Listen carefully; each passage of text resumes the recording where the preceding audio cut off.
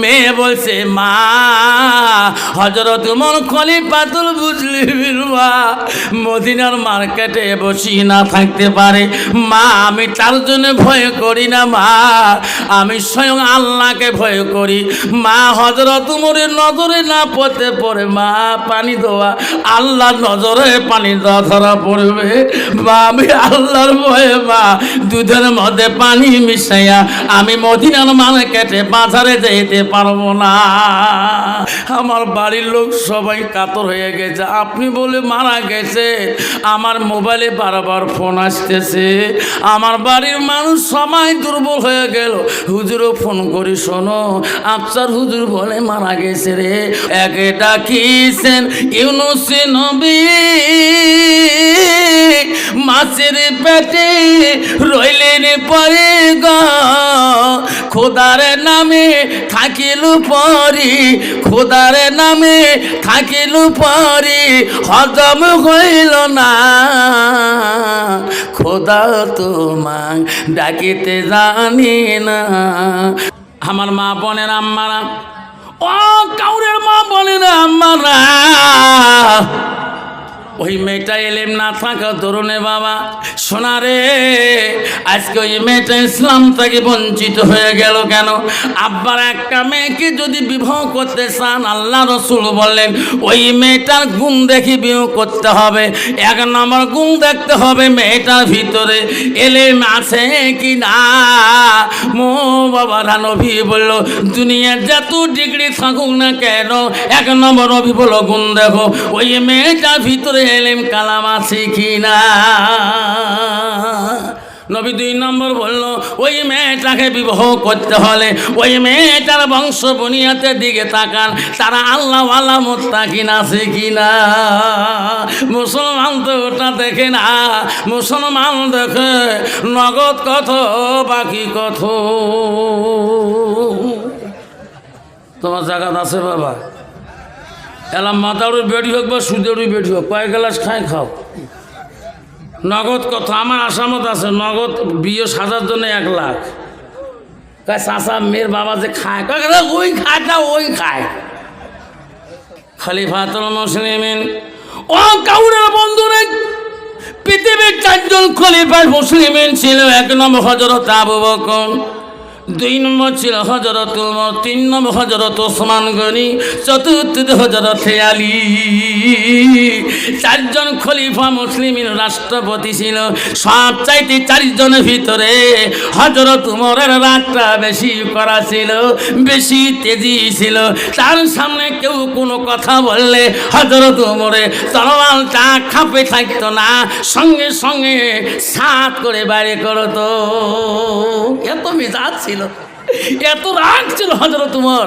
কিতাবে আছে, আমি এই কিতাবটা স্কুলে পড়াই, কিতাবটা ওই কিতাবটার নাম মুক্তারুল আদব নামে একটা কিতাব, আমি স্কুলে পড়াই। আমার ক্লাস 10-এর মধ্যে মুক্তারুল আদব নামে একটা বই আছে। আমার হাই স্কুলের মধ্যে একটা বই দিয়েছে আসামে, মুক্তারুল আদব।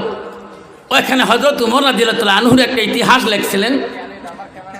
একদিন হযরত উমর রাত্রিকালে এক জায়গা যেতেছিলেন পথে মদিনার দিকে, গেতে গেতে এক বাড়ির পাশে দাঁড়াইলেন।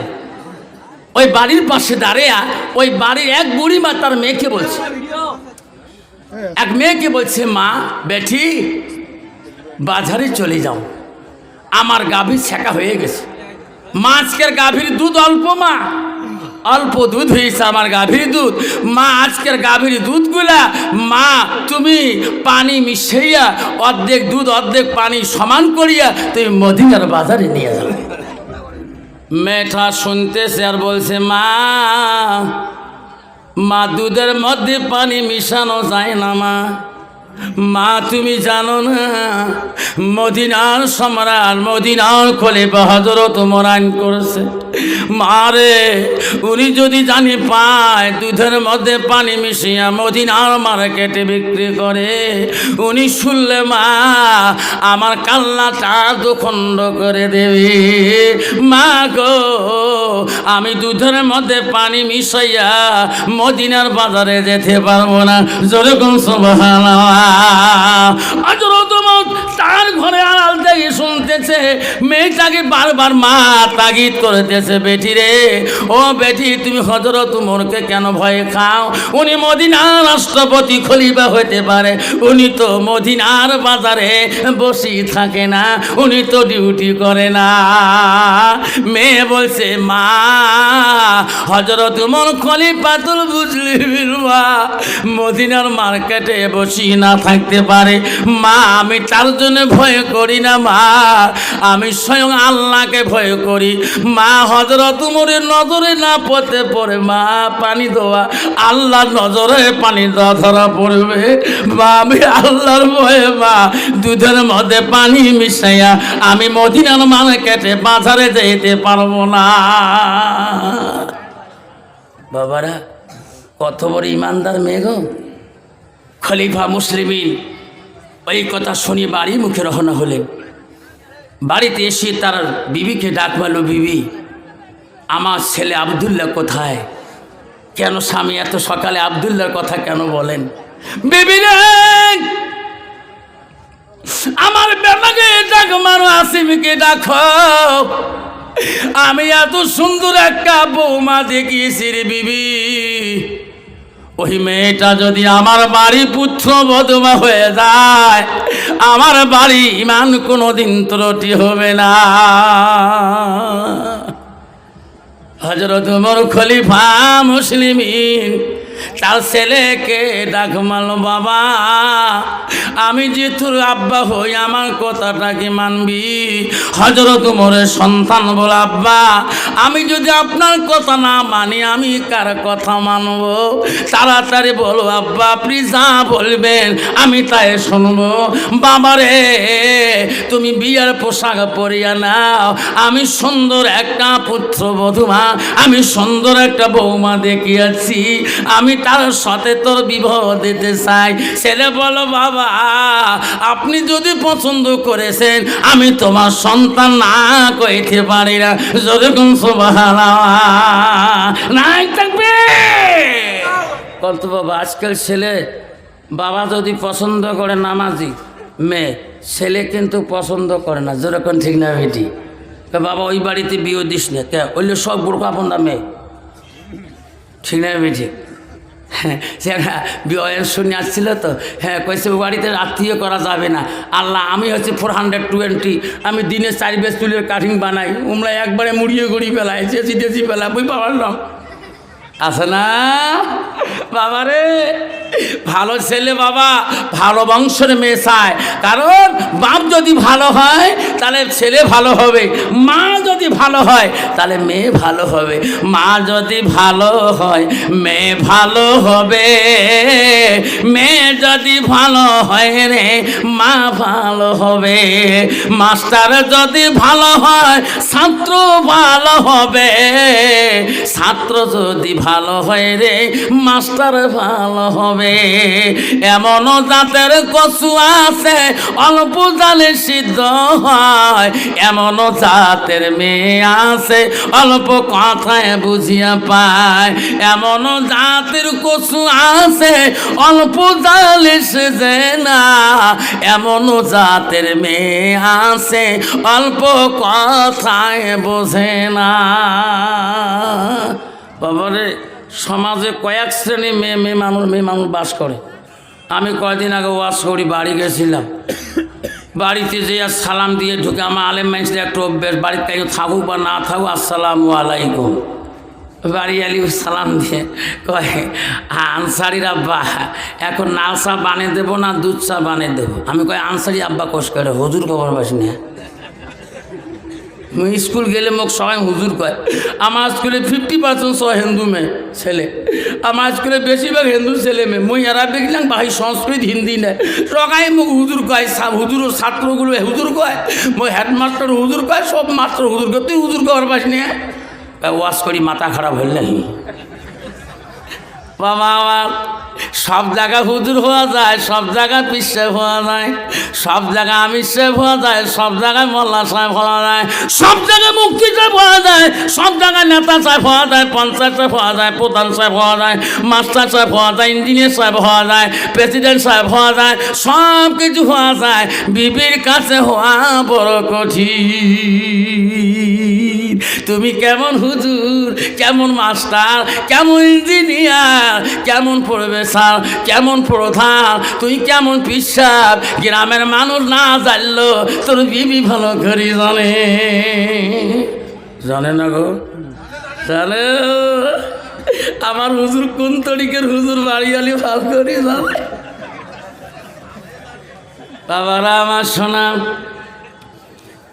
আমার বড় মুজাহাবের বড় খলিফাতুল মুসলিমিন ছিলেন হযরত ওমর। কথা মতে সন্তান সাজি বাড়ি নিলেন, সাথে সঙ্গে কে নিলেন?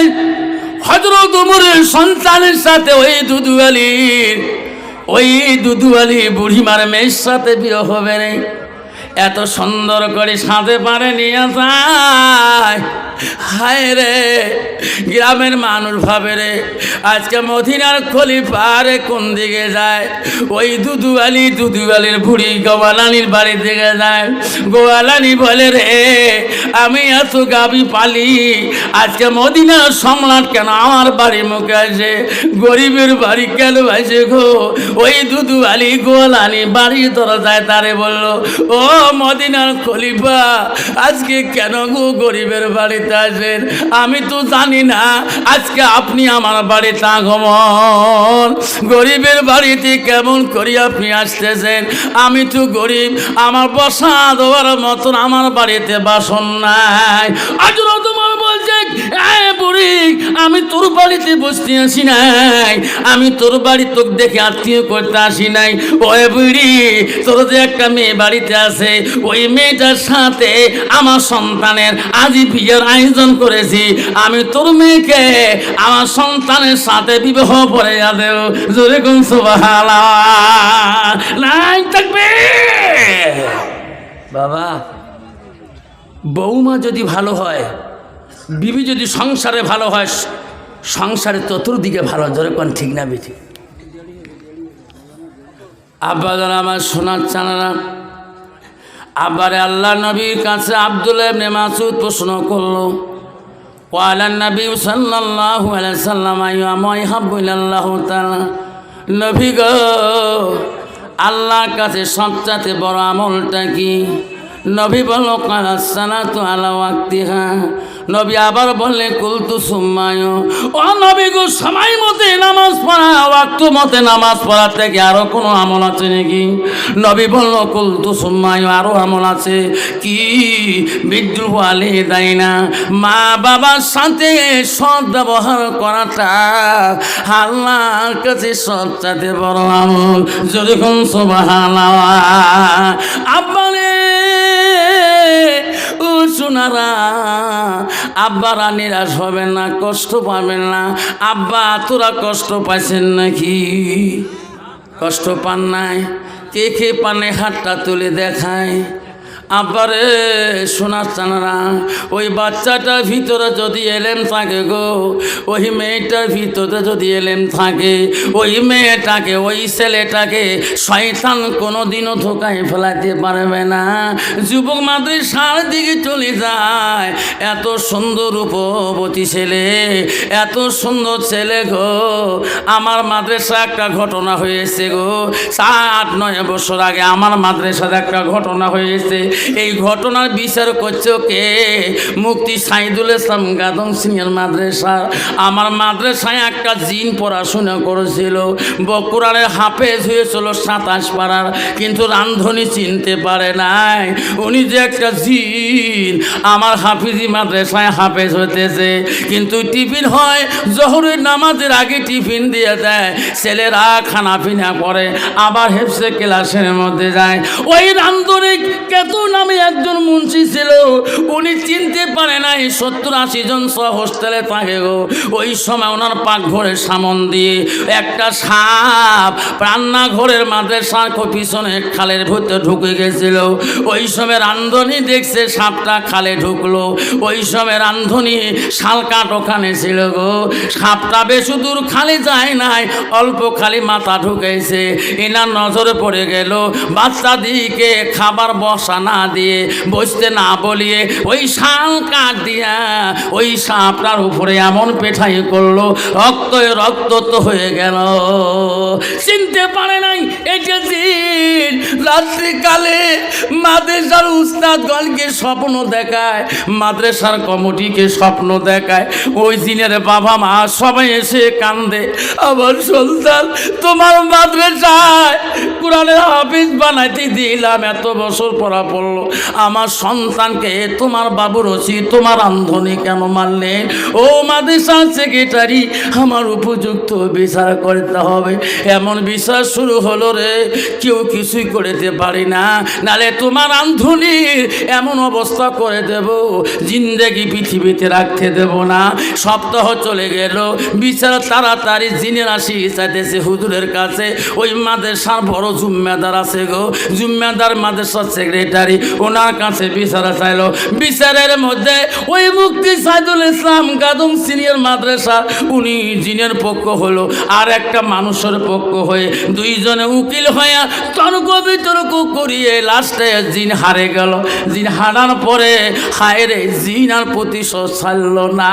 হায় রে, মাদ্রাসার রান্ধনীকে কি কষ্ট দিল রে বাবা।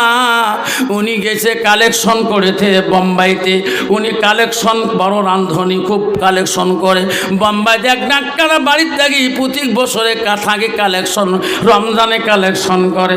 রাত্রিকালে ওই বাড়ি ডাক্তারের বাড়িতে খানা খায় না, কিছুই খায় না, কিছুই খায় না। সকালবেলা ডাক্তার দেবে ওনার ফার্মেসি মেডিকেলে, কয়েছে জোনাব উঠে না কেন, এত বেলা হয়ে যায়, ফজরের নামাজ পড়বে কিনা।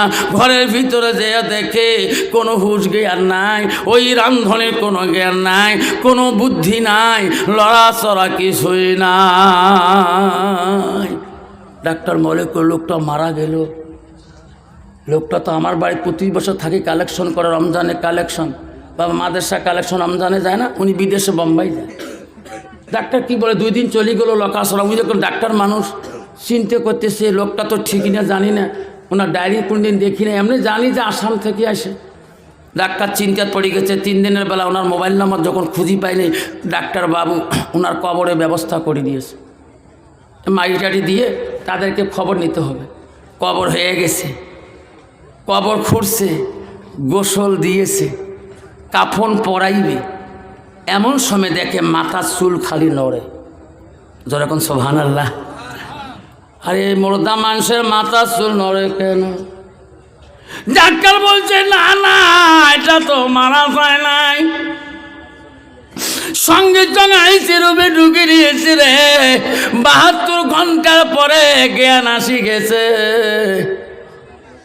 ডাক্তার বলছে শোনা, আপনার মাদ্রাসার যদি কোনো নাম্বার আছে তাড়াতাড়ি বলেন। মাদ্রাসার সেক্রেটারিকে ফোন লাগাইলো, ওরা জনাবকে নিয়ে যান, আমার মাদ্রাসার ত্যাগী এই বেতন্ত ঘটনা হয়ে গেছে। ওই কালেক্টর আমার বাড়িতে গেল, ওই কালেক্টর আমার ভাই সে ভয় আমার বাড়িতে, আমার বাড়িয়ালি খানা খাইতে দিল। ভাই সাহেব রে, কিছু ঘটনা শুনলাম সত্য না মিথ্যা। খানা বসি আমার বাড়ি যুগ করি কান্দে আর বলে আমার মরণের গোসল পর্যন্ত হয়ে গেছে। নাই বলতো রে, আল্লাহ নবী বলে মানুষের মৃত্যুর পরে পৃথিবীর সব আমল বন্ধ হয়ে যায়। রাসূল বলো ইল্লা মিন সালাসাতি, 3টা আমল কবরবাসীর বন্ধ হয় না। নবী বলল সাদাকাতুল জারিয়া, পৃথিবীতে যারা সাদকা জারিয়া করি, ওই মা বাবার নামে সাদকা জারিয়া করবে, ওই আমলটা কবরবাসীর বন্ধ থাকবে না। ও কাউরের বন্ধু রে, আজকে তোমার স্টেডে উঠার আগে ওই সময় দুইটা মৌলানা কুশার হাটে ছিল নাকি, এমন সময় আমাকে আসাম থেকে ফোন করলো বক্তব্য আধা ঘন্টা আগে, শাহিদুল ইসলাম মাদ্রাসা সেক্রেটারি পানবাড়ি হুজুর। কথাটা বলতে হুজুর ভয় পাইনি ছিল, এই মাহফিল সাহেব ছিল গো। তো হুজুর খারাপ পান না কে? আমার বাড়ির লোক সবাই কাতর হয়ে গেছে, আপনি বলে মারা গেছে। আমার মোবাইলে বারবার ফোন আসতেছে, আমার বাড়ির মানুষ সবাই দুর্বল হয়ে গেল। হুজুরও ফোন করি, শোনো আফসার হুজুর বলে মারা গেছে রে। ও হুজুর, আমার মা আপনার খুব ভালো পায়, আপনার বক্তব্য আমার মাদ্রাসায় শোনে, আপনি না আমার বাড়িতে প্রতিবার আসেন। ও বাবরে, আমি কাউরের থেকে চলে যাব, যেদিন মারা যাব কাউরের বান্দারা একটা দোয়া করে নেবেন। আফসার হুজুর রাগ করি কথা বলছে, মা বোনেরা আমি এইটুক দোয়া নিয়ে তোমার কাছে যেতে চাই, আজকে তোমার কাছে দোয়া করতে চাই গো। কার কার মা নাই আব্বা নাই গো? আমি আফসার আলী মা হারা, আমার আব্বা হারা। 12 বছর পর্যন্ত আমার মা আমার বক্তব্য শুনছিল। আমার বাবা থাকতে শশীনন্দন মাদ্রাসায়, আমার বাবা থাকতে কাউসার মৌলানা আমার বাড়ি থেকে আমাকে 2001 সালে আমাকে আনছিল। ও বন্ধুরে, আমি ওয়াজ করি বাড়ি যাই, আমি বাড়িতে দিয়া মনটা বড় মলিন হয়ে যায়। বড় বেটি ডেকে ডেকে বলে, আব্বা ওয়াজ করি ব্যাগ নেওয়ার সময় তোর মন করো খারাপ, বাড়ি ফিরে আসার পরে মনটা বড় মলিন। দেখি কেন আব্বা? বাড়ি আছি দাদির কবরের সামনে দাঁড়িয়ে কেন চোখের পানি মুছিস? এই তো ভালো নয় আব্বা, তুই খুশি মনে বাড়ি কেন ঢুকিস না? আমি বলি বেটি, আমি ওয়াজ করিয়া যাবার সময় রে মা বলে গেছি রে, মা বলছে বাবা মোটর সাইকেল দেখি দেখি চালাবা, রাস্তা পথ দেখি চালাবা। আজকে সেই মাটা নাই রে বেটি, মার কবর দেখলে মার কথাটা মনে পড়ে যায়। আমার বড় বেটি বলে, আব্বা আমি না তোর মা হই গো, আমাকে দেখলে কি তোর মার কথা ভুলতে পারো না? আমাকে না তুই বড় আম্মা করে ডাকি। আমি বলি বেটি রে আপরু যা, যেদিন তুই জামার বাড়ি যাবি, জামার মায়া শাশুড়ির মায়া শ্বশুরের মায়া আমাকে তুই ভুলি যাবি রে। আমার জুরবু দাদা, আমি বাড়ি না আসে পর্যন্ত, স্কুল থাকি না আসে পর্যন্ত মা বাড়ির থাকি থাকে আর থাকি। আমি সেই জন্য কান্দি, আমার মার কথাটা মনে পড়লে কান্দি। ও কাউরের বন্ধুরে, আজকে আমি দোয়া নিতে চাই। কার কার মা নাই গো, আব্বা নাই গো? আমি আব্বারে দোয়া নিতে চাই, আমি তোমাদের কাছে দোয়া দিতে চাই। এমন কোন বাবা আছেন গো? ও সোনারা পৃথিবীর 4 জন খলিফা রাশিদিন ছিলেন। 1 নম্বর হযরত আবু বকর, 2 নম্বর হযরত ওমর, 3 নম্বর হযরত ওসমান গনি, 4র্থ হযরত আলী। এই 4 জন খলিফার মতন পৃথিবীর জমিনে দানি ছিল গো। 4টে দানি বাবা আছেন গো, বেশি চাবো না, 10,000 করে টাকা গো। 4টে বাবার নাম ধরে সর্বপ্রথম আমি দোয়া করতে চাই। কে আছে গো? ওই মাটার জন্যে, বাবাটার জন্যে সাদাকাতুল জারিয়া, সাদকা জারি হিসেবে এই মাদ্রাসার জন্যে 10,000 টাকা 4টে বাবার নামে সর্বপ্রথম দোয়া করতে চাই। আছে বাবা? কে আছেন বাবা? প্রথম বাবাটা কে আছেন? তোর মাটা কবরে পড়ে আছে, তোর আব্বাটা কবরে পড়ে আছে। কেহ কান্দিনি প্রসব কালে, কেন্দিছিল শুধু তোমার মা। মায়ের মনে কেহ ব্যথা দিও না। আছে কোনো বাবা? 10,000 টাকা 4টে বাবার কাছে চাষি 4,40,000 টাকা হয়ে যাবে এই মাদ্রাসার হোস্টেলের জন্যে, এই মাদ্রাসার বোরিংয়ের জন্যে। মাদ্রাসা তালিয়ে বাচ্চারা খাবে, তোমার মালের পয়সা খাবে, তোমার জাকাতের পয়সা খাবে, তোমার দানের মাল পয়সা খাবে, বাচ্চারা হাফেজ হয়ে যাবে, কোরআনের হাফেজ হয়ে যাবে, আলেম হয়ে যাবে। যতদিন পর্যন্ত ওই বাচ্চারা দুনিয়াতে আলেম হবে, যতদিন পর্যন্ত অন্য মানুষকে ওই বাচ্চারা এলেম শিক্ষা দিবে, সমস্ত সবের অংশীদার তুমি কবরবাসী হয়ে থাকবে। খোদা তোমাক ডাকতে জানি না, ডাকের মতো ডাকিলে খোদা কেমনে শোনে না।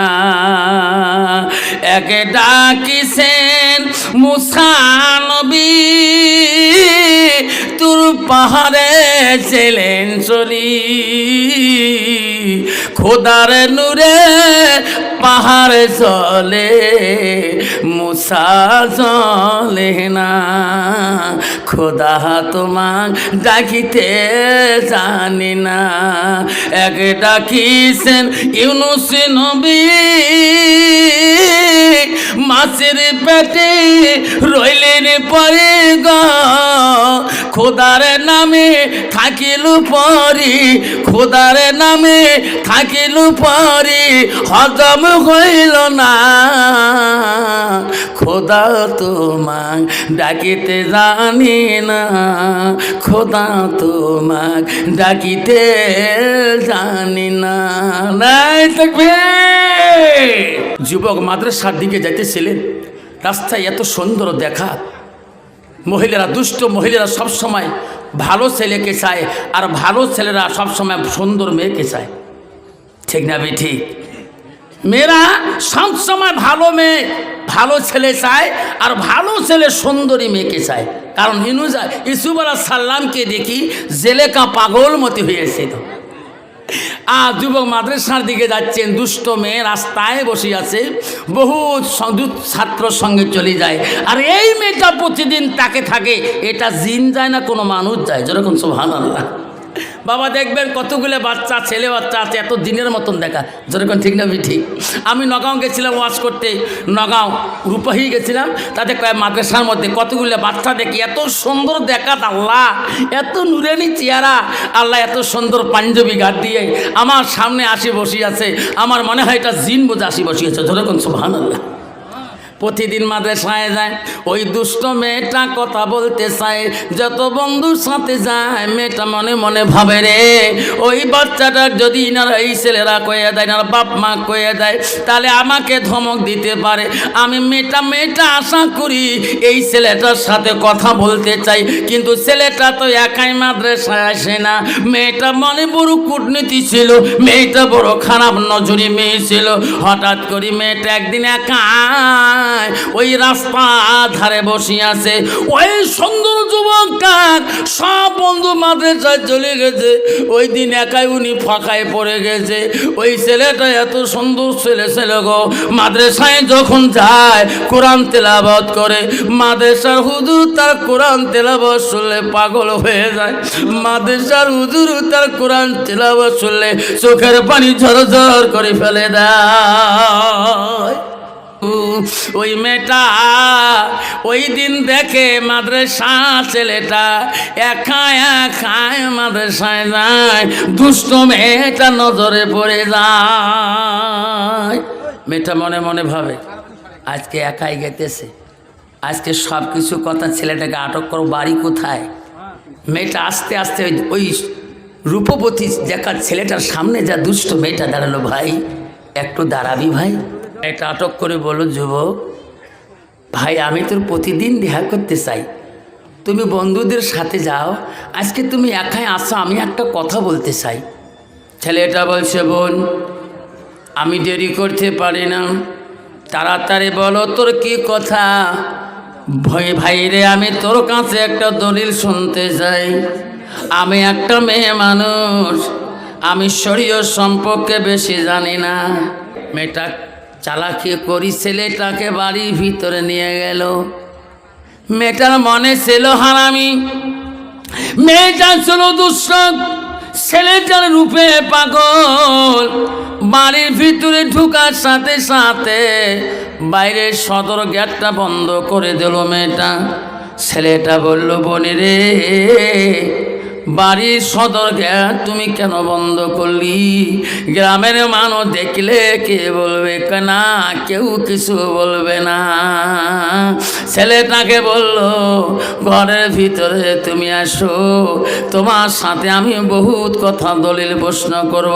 ছেলেটা বলছে, না বোন, আমি ঘরের ভিতরে যাব না, বাইরে তুমি যাইছো দাঁড়ে কো, আমি তোর সব প্রশ্ন জবাব দিয়ে দেব। নাই থাকবি। হামিদুল হক 100 টাকা দিল। লাস্টের মধ্যে দুষ্ট মেয়েটা ঘরের মধ্যে সমঝে নিলেন। ঘরে ঢোকার সাথে সাথে দুষ্ট মেয়েটা ঘরে লকটা লাগিয়ে দিলেন, দরজাটা বন্ধ করে দিলেন। ছেলেটা কান্দা শুরু করলো, বল ঘরের দরজা তুমি শিকল কেন লাগিয়ে দিলি? তোমার মনের ভাব কেন খারাপ দেখা যায়? মেয়েটা বলছে, ও ভাই রে, আমি তোর কাছে দলিল নিতে আসি নাই, আমার বহুদিনের মনের আশা কামনা, রাস্তায় প্রতিদিন দাঁড়াইয়া থাকি, তোর রূপে আমি বড় পাগল। আজকে আমার মনে আশা তুমি নিবারণ না করা পর্যন্ত আইখান থেকে তুমি যাইতে পারবা না।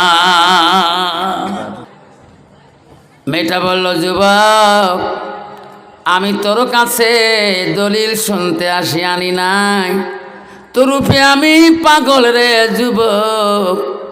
আজকে আমার জৈবনে জ্বালা তোমার নিবাইতে হবে। ছেলেটা কেঁদে কেঁদে বলছে, বোন, আমি একটা কোরআনের হাফেজ, আমার ভিতরে আল্লাহ 6666টি আয়াত আমার হিকমত দিয়েছে মুখস্থ করা। আমি আল্লাহকে ভয় করি, আমি তোমার উপরে খারাপ নজরে থাকতে পারবো না। মমিনা বিবি নামে এক বস্তা দিলেন। ওই সময় যুবকটা বলল, বনি রে, আমাক তুমি ডেকে আনি কেন বিয়োজ্যতি করতেছ? মেয়েটা ছেলেটা চোখের পানি তাকায় না। ছেলেটা আল্লাহর কাছে কান্দি বলে, আল্লাহ তোর কোরআন আমি মুখস্থ করেছি, আল্লাহ আল্লাহ তোর কোরআনকে আমি সিনার মধ্যে আল্লাহ তুমি দিয়েছো শক্তি, আল্লাহ এই জুলুম জালেম নারীর কাছ থেকে তুমি আমাকে হেফাজত করো। ছেলেটা কান্তি কান্তি বলল, বল আমি তোর মনের আশা পূরণ করব, আমার একটা কথা ওয়াদা মানতে হবে। মেয়েটা বলল, কি ওয়াদা? আমাকে বাথরুমে যাইতে দাও, আমাকে একটু পায়খানা করতে দাও। যুবকটা বলল, বল আমি একটু বাথরুমে যাব। যেতে পারো, বাধা নাই। ছেলেটা বাথরুমে ল্যাট্রিনের ভিতরে ঢুকলো। আমি এই দিকে পালে যাব। এই মেয়েটার পাশে থেকে আল্লাহ যাতে বাঁচায়। দুষ্ট মেয়েটা ল্যাট্রিনের বাথরুমের বাইরে দাঁড়িয়ে রইল।